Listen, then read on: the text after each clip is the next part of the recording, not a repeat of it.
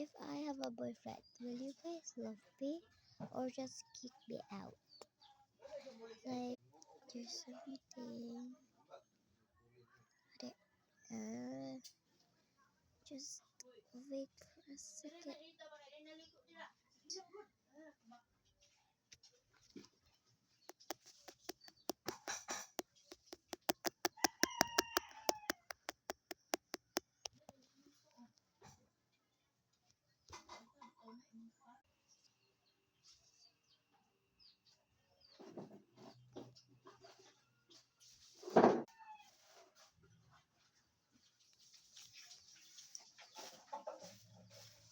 Just wait for me.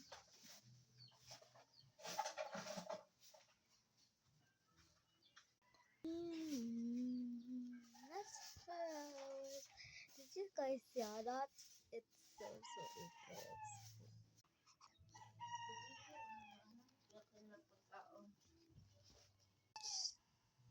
Guys,